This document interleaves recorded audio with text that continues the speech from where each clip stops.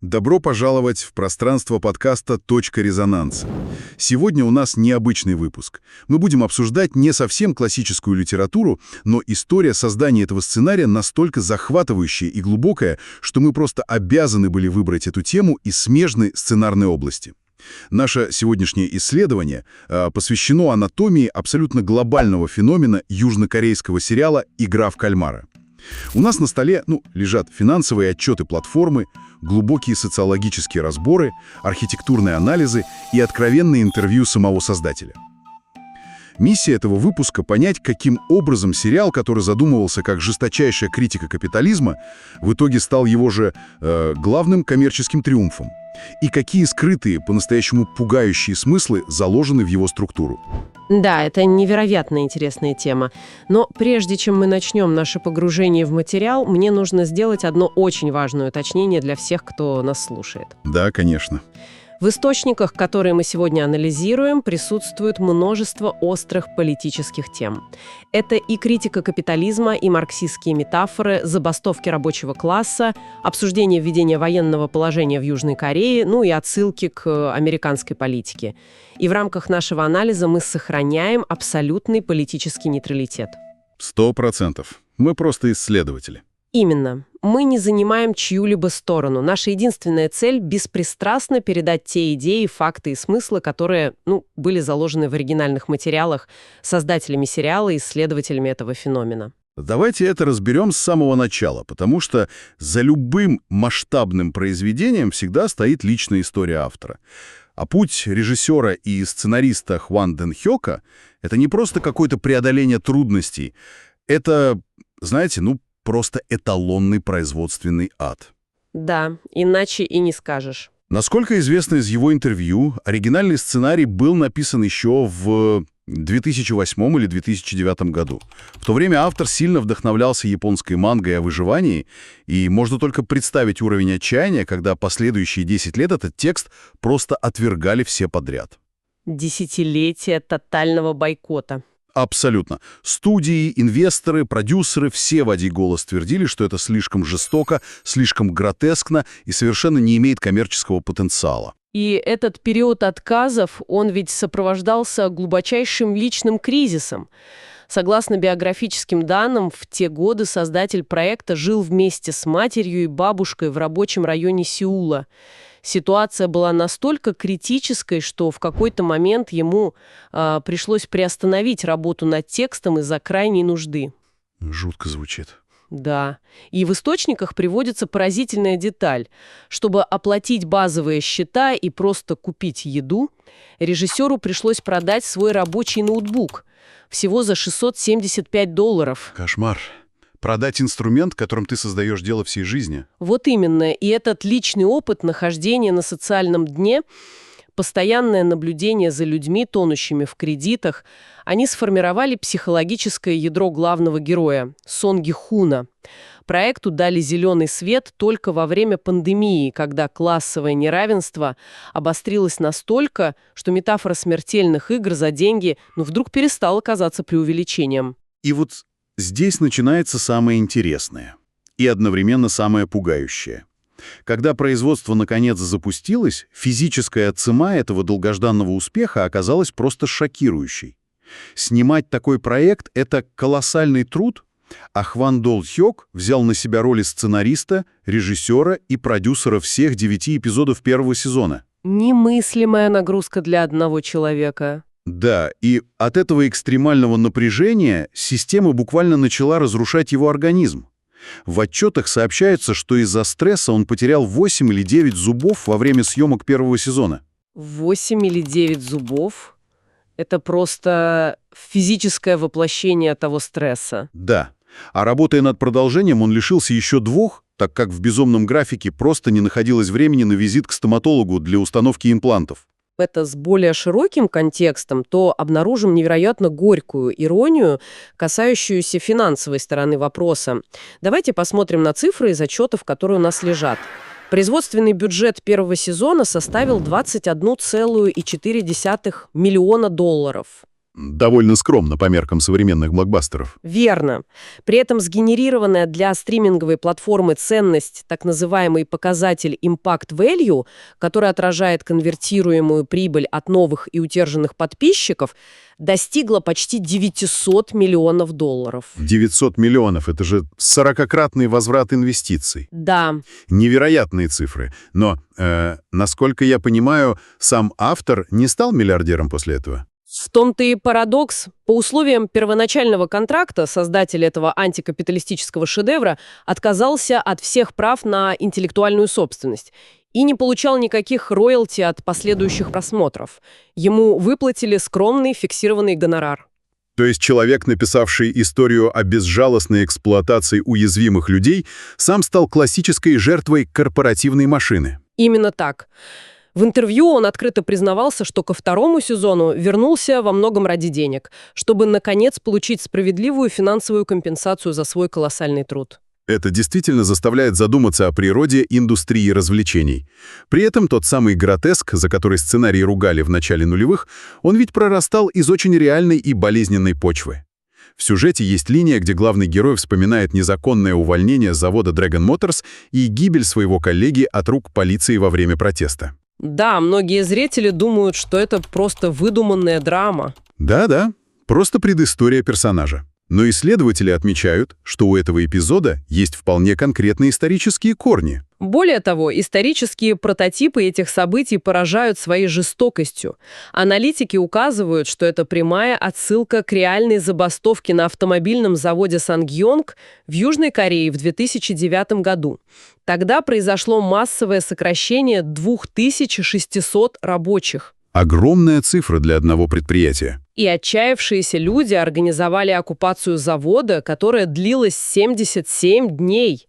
Документальные свидетельства описывают невероятно жесткое подавление этого протеста. Применялись вертолеты, распылялся газ, использовались резиновые пули. Настоящая военная операция против рабочих. Да, последствия были катастрофическими. Из-за разрушенных жизней и безысходности более 30 рабочих и членов их семей впоследствии покончили с собой. И выжившие участники той забастовки публично заявляли, что не могли смотреть сериал без слез, так как история Сон Ги Хуна — это буквально экранизация их собственной сломанной судьбы. Тяжело даже представить, каково это — видеть свою реальную трагедию, которую превратили в глобальное развлечение для всего мира. Да, исследователи выделяют еще один очень важный прототип. Это концлагерь «Братский дом» в Пусане, который функционировал в 70-х и 80-х годах. Туда массово свозили бездомных, сирот и людей с инвалидностью под предлогом, так сказать, очистки улиц. Буквально прятали людей от глаз общественности. Людей лишали имен, заменяли их порядковыми номерами, одевали в одинаковую синюю форму и заставляли заниматься принудительным трудом в нечеловеческих условиях. И режиссер, выросший в эпоху, когда эти темные страницы системного насилия были реальностью, перенес механику обезличивания в визуальный код своего сериала. И как же на этот глубокий призыв к человечности отреагировал современный капиталистический мир? Он ассимилировал этот протест с какой-то пугающей скоростью. Разборы показывают просто абсурдную реакцию рынка. Продажи белых слепонов бренда Vans моментально взлетели на 7800%. Невероятный цинизм рынка.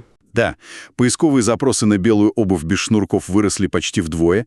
Зеленые спортивные костюмы обреченных должников и розовые комбинезоны надзирателей стали самыми популярными нарядами на Хэллоуин. То есть символ крайней нищеты и отчаяния моментально превратился в модный тренд. Но параллельно с этой консумеристской реакцией происходили и совершенно иные процессы. Аналитики обращают внимание на то, что рабочие в Южной Корее и представители конфедерации профсоюзов выходили на реальные забастовки в Сеуле, надев маски и костюмы из сериала. О, так они использовали это как протестный символ. Совершенно верно. Они использовали эту эстетику, чтобы послать четкий сигнал обществу и правительству, что их ежедневная жизнь и условия труда — это такая же игра на выживание. Визуальный язык сериала стал реальным инструментом для выражения классового гнева. Этот контраст между модой и реальным протестом просто поражает. Но, кажется, абсолютного пика этот абсурд достиг, когда стриминговая платформа решила запустить реальное реалити-шоу по мотивам сериала. Да, шоу в Великобритании с призовым фондом в $4,56 миллиона. Это стало просто квинтэссенцией того, что критиковал оригинальный сценарий. Там же люди получали травмы на съемках, если я правильно помню. Да, в отчетах со съемочной площадки зафиксировано, что во время съемок игры с куклой участники были вынуждены часами неподвижно стоять на морозе. Люди получали реальные физические травмы, от сильного переохлаждения до повреждений нервов. Система на практике доказала главный тезис истории. Ради призрачного шанса на богатство люди готовы добровольно терпеть нечеловеческие условия, а корпорации готовы хладнокровно это эксплуатировать ради зрелища. Это пугает больше всего. Переход от вымысла к реальности всегда пугает, но ведь и на съемках оригинального сериала происходили вещи, от которых просто мороз по коже. Взять хотя бы создание атмосферы страха в первой игре. Вы имеете в виду гигантскую куклу? Да, огромная кукла Йон-Хи, которая сканирует движения игроков, это ведь не плод компьютерной графики. Создатели взяли реальный экспонат из музея конных экипажей. И есть одна жуткая деталь. После того, как съемки завершились, куклу вернули в музей, но у нее по какой-то совершенно необъяснимой причине была оторвана правая рука. Жуткое совпадение. И никто из производственной команды так и не смог дать вразумительного ответа, как это вообще произошло. Знаете, эта пугающая, тяжелая атмосфера поддерживалась не только мистическими случайностями, но и самой архитектурой съемочной площадки. Режиссер целенаправленно конструировал пространство так, чтобы вызывать у актеров неподдельный животный страх. Я читал про стеклянный мост. Он же не был нарисован. Мост не был полностью нарисован на зеленом экране, был выстроен реальный помост на высоте около 1,5 метров, усланный стеклянными панелями.